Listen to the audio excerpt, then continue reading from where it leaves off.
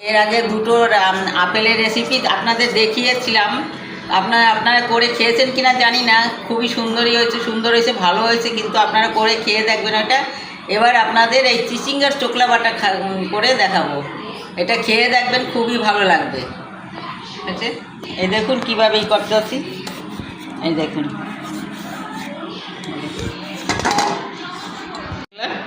এটাকে একটু ধোবো, একটু জলে ধুয়ে তারপরে আপনাদের দেখাচ্ছি কিভাবে।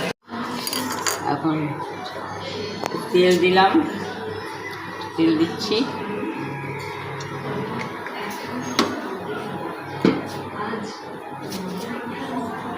একটু কালো জিরা দিচ্ছি,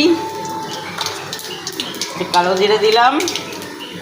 এই দেখুন, এই যে রসুন, কাঁচা লঙ্কা, পেঁয়াজ, সামান্য একটু নারকেলটা আছে তাই দিলাম, নারকেল না দিলেও হবে।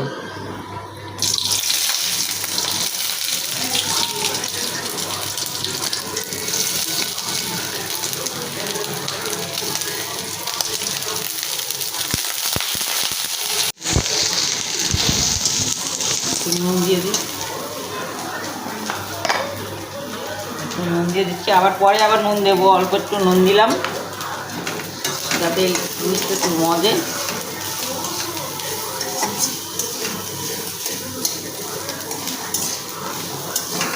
ঠিক আছে, এবার এই চিচিঙ্গাটুকু একটুখানি দিয়ে একটু কড়াইতে একটুখানি নাড়াচাড়া করবো। করার পরে মিক্সিতে, আমি তো শিলনোড়ায় বাটি না, মিক্সিতে পিষে নেব। সেটার পরে আবার একটু কড়াইতে লাড়বো, তখন আপনাদের দেখিয়ে দেবো কীভাবে কী করে। এবার অল্প অল্প করে ভেজে এই এখন মিক্সিতে দিয়ে দিচ্ছি, ভেজে মিক্সিতে দিয়ে দিচ্ছি। এবার মিক্সিতে এটা পিষে নেব।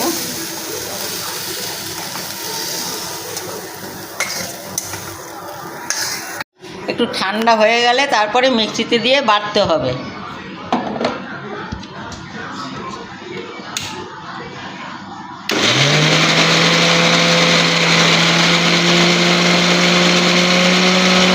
তেল দিলাম, সর্ষের তেল দিছি, দেখাইছিস? হ্যাঁ, সর্ষের তেল দিলাম। এবার এইটা এর ভিতরে দিয়ে দিলাম। চিচিঙ্গা খোসা বাটাটা দিয়ে দিল কড়াইতে।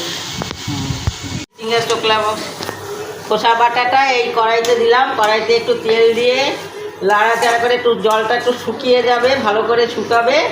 একটু মিষ্টি দেবো এর ভিতরে, আর একটু সামান্য একটু নুন দেবো। নুনটা আগেই দিয়েছি, অল্প একটু মিষ্টি দিলাম।